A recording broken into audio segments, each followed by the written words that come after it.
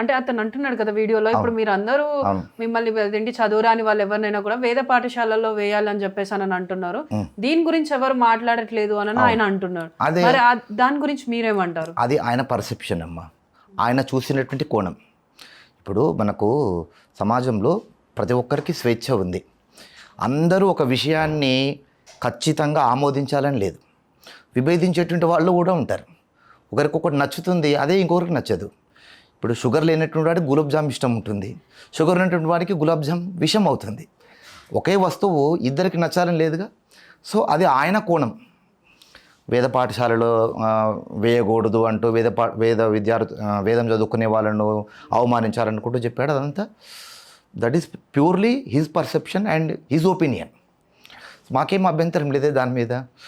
ఆయనను ఎవరో అన్నారంటున్నారు, ఆయనను ఎవరో అన్నారంటే ఆయన గురించి మాట్లాడుకోమనండి, మాకేం సంబంధం అమ్మా. మేం చేసినటువంటి ప్రోగ్రామ్కి ఇప్పుడు మీరు ఆయన లాంగ్వేజ్ గమనించారా? ఒక యూట్యూబ్ వేదిక, ఒక ప్లాట్ఫామ్లో ఇలా మాట్లాడడం. ఆయన ఒక ఆధ్యాత్మికవేత్త, ఆయనకు చాలా లక్షల మంది ఫాలోవర్స్ ఉన్నారు. మొన్నీ మధ్య చాగంటి కోటేశ్వరరావు గారిని ఆంధ్రప్రదేశ్లో ఈ విలువలకు సంబంధించినటువంటి దాంట్లో ఆయనకు ఒక స్థానం ఇచ్చారు. చాగంటి వారు ఏమన్నారు, సోషల్ మీడియాని పర్సనల్ రివెంజ్లకు కానీ ఇలా రెచ్చగొట్టేటువంటి విధానాలకు కానీ వాడుకోకుండా హుందాగా వాడుకుందామని పిలిపించారు. అది గౌరవించాలా వద్దా? ఈ భాష సమతమేనా అసలు అలాంటి భాష మాట్లాడడం? ఆయనకి సినిమా మీద ఒక అభిప్రాయం ఉంటే కనుక సినిమా మీద నాకు సినిమా నచ్చలేదు, ఎందుకు నచ్చలేదు అనేటువంటి విషయాలు చెప్పేసేయాలి. ఇప్పుడు నన్ను పిలిచారు మీరు, నేను ఆయన ఇదే విధంగా మాట్లాడితే బాగుంటుందా? కనుక ఒక ప్లాట్ఫామ్ పెట్టుకొని మనం సోషల్ మీడియాలో 10 మందితో మన భావాలు వ్యక్తం చేసుకోవాలి అని అనుకుంటే, మనం ఎక్స్ప్రెస్ చేయాలనుకుంటే కనుక దానికి పద్ధతులు ఉంటాయి. ఒక పరిమితిలో మాట్లాడాలి. ఖండించాల్సినటువంటి విషయాన్ని తప్పకుండా ఖండించాలి. ఆ ఖండించడానికి మాత్రం యూజ్ చేసేటువంటి లాంగ్వేజ్ చాలా గౌరవంగా ఉండాలి. అది ఆయన మాట్లాడినటువంటిది. సో అంటే ఇప్పుడు ఇంకో వీడియో కూడా ఉంది. అంటే అది చూసుకున్నప్పటికీ ఇది ఏదైతే మీరు సన్మానించిన అంశం కాకుండా పర్సనల్ అటాక్కి కూడా గురైనట్టు కొంచెం అది అనిపిస్తుంది. సో అంటే ఆ వీడియో గురించి మీరేం చెప్తారు? అయితే ఇప్పుడు ఇది ఇలా మాట్లాడాడు కదా, అక్కడ ప్రోగ్రామ్కి పెద్ద పెద్ద విఐపీలు, వేద పండితులు చాలామంది వచ్చి చాలామంది బాధపడ్డారు. సో మేమేం చేసామని అంటే దీన్ని ఖండిస్తూ క్షమాపణలు చెప్పాలి, బేషరతుగా క్షమాపణలు చెప్పి ఆ వీడియో డిలీట్ చేయాలి. లేదంటే మేము పరువు నష్టం కింద కేసు వేస్తామని ఒక లీగల్ నోటీస్ పంపించాం ఆయనకి. లీగల్ నోటీస్ అందుకున్న తర్వాత వీడియో చేశాడు. అందులో ఏంటంటే నా పర్సనల్ విషయంలోకి వచ్చి పర్సనల్గా నా కుటుంబానికి సంబంధించినటువంటి ఒక వీడియో చేశాడనమాట. అది నేను మాటలో చెప్పడం కంటే అది చూపిస్తాను వీడియో. శ్రీమాత్రే నమః. పంచగంగల్లో ములిగిన, పంచారామాలు తిరిగిన, పంచలో పట్టినటువంటి గజ్జె మాత్రం పోలేదు. అలా అయింది మన ఉచ్చకుంట వక్రం పరిస్థితి. ఏదో రకంగా చిర్రావూరి గారిని రోడ్డుకు లాగాలి అని పోలీస్ స్టేషన్లో కేసులు పెడతానని అదని ఇదని ఎవరెవరినో ఇసుకని హడావిడి చేశాడు కదా. వెళ్ళిన బ్రాహ్మణులందరూ కూడా అయ్యా మా వల్ల కాదు చిర్రావూరి గారి జోలికి వెళ్ళడం, ఆయన ఎలాంటి వాడో మాకు తెలుసు అని హ్యాండ్ ఇచ్చేటప్పటికి చివరికి ఎంతకి దిగజారాడంటే నన్ను బ్లాక్ మెయిల్ చేయడానికి కూడా సిద్ధపడ్డాడు.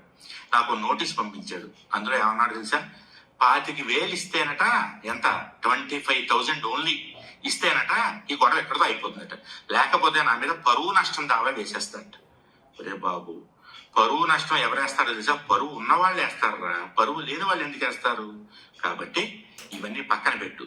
నువ్వు ఏ ఎర్రపంచ గురువునైతే ఆనందపడిపోయి ఆయన వెనకేసుకుని ఆయన కోసం యుద్ధం చేస్తున్నావో, ఆయన చివరికి నీ గుంటలో నీ చేతే చేపలు పట్టించే రకం. కాబట్టి ఇవన్నీ వదిలేసి చిర్రావూరి లక్షణం ఏంటో చెప్పన, అపకారికి కూడా ఉపకారం చేయడం చిర్రావూరి గారి లక్షణం. కాబట్టి నువ్వు నా పట్ల ఎంత అపకారం చేసినా నేను నీకు ఉపకారం చేద్దాం అనుకుంటున్నా. అదేంటంటే వృద్ధాశ్రమంలో ఉన్నటువంటి నీ తల్లిని నా తల్లిగా దత్తత చేసుకుందాం నేను అనుకుంటున్నా, నా ఇంటికి తెచ్చేసుకుందాం అనుకుంటున్నా. నీకేమైనా అభ్యంతరమా? లేకపోతే చిర్రావూరి మా అమ్మని ఎత్తుకుపోయాడు, ఆవిడ్ని ప్రశాంతంగా వృద్ధాశ్రమంలో పెడితే వీడు తీసుకెళ్ళి అమ్మలా చూసుకుంటాడని కేసు పెట్టేస్తావా కొప్పదీసి? సో అంటే ఇప్పుడు అతను మాట్లాడిన దాంట్లో అదేంటి 25,000 ఇస్తేనే వదిలేస్తాను, లేకపోతే పరువు నష్ట దావా కేసు వేస్తాను అని అన్నారు. నిజంగా మీరు డిమాండ్ చేశారు 25,000? అదైతే వాస్తవమేనమ్మా. అయితే అక్కడ నన్ను బ్లాక్మెయిల్ చేశాడు అనేటువంటి పదం వాడాడు. ఇది క్లారిటీ అవసరం. లీగల్ నోటీస్ పంపించిన దాన్ని బ్లాక్మెయిల్ అన్నారు. అది లీగల్ నోటీస్. దాంట్లో మెన్షన్ చేసింది ఏంటంటే మీరు బేషరతుగా క్షమాపణలు చెప్పాలి, క్షమాపణలు చెప్పి వీడియో డిలీట్ చేయాలి. అలా చేయకపోతే పరువు నష్టం దావా వేస్తాము. That is right.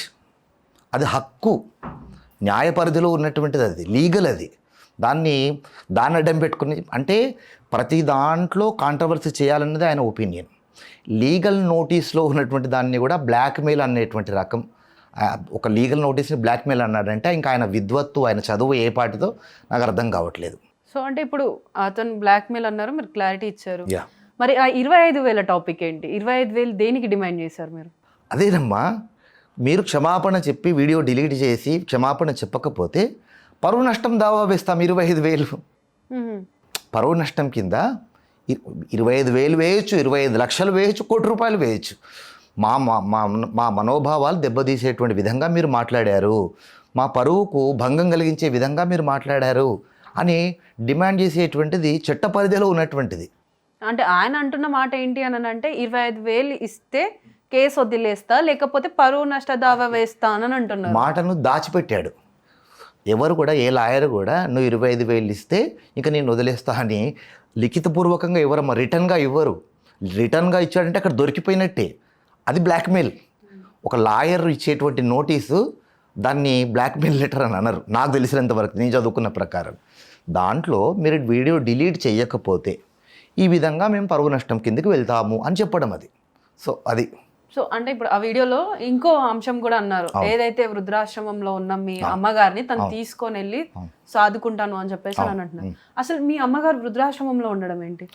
ఈ పాయింటే ఇప్పుడు నేను మాట్లాడడానికి ప్రధానమైనటువంటి కారణం.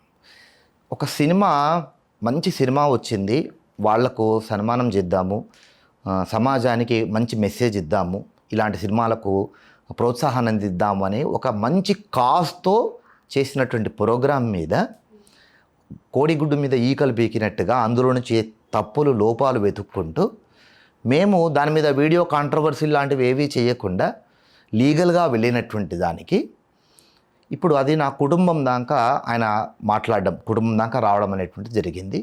ఇది చాలా బాధించేటువంటి విషయం. అయితే మా అమ్మగారి గురించి నేను ఇలా మీడియా ముఖంగా ఒక కెమెరా ముందుకు వచ్చి మాట్లాడడం అనేటువంటిది నిజంగా దురదృష్టకరమైనటువంటి సంఘటన.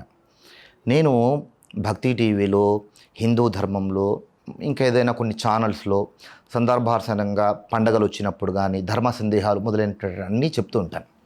నా ఛానల్ పేరు హిందూ ధర్మచక్రం. అంటే నేను నా ఛానల్ ద్వారా సమాజానికి ధర్మానికి సంబంధించిన విషయాలు చెప్తాను. ఇట్లాంటి స్టేజ్లో ఉన్నటువంటి నేను, 10 మందికి ధర్మం చెప్పేటువంటి నేను, నా తల్లిని నేను వృద్ధాశ్రమంలో వేయగలనా? ఒకవేళ వేసి ఉంటే నేను ఎవరికైనా ధర్మం చెప్పగలనా? నాకు ఆ స్థానం ఉంటుందా, ఆ హక్కు ఉంటుందా, అర్హత ఉంటుందా? For more videos like this, subscribe Big TV channel.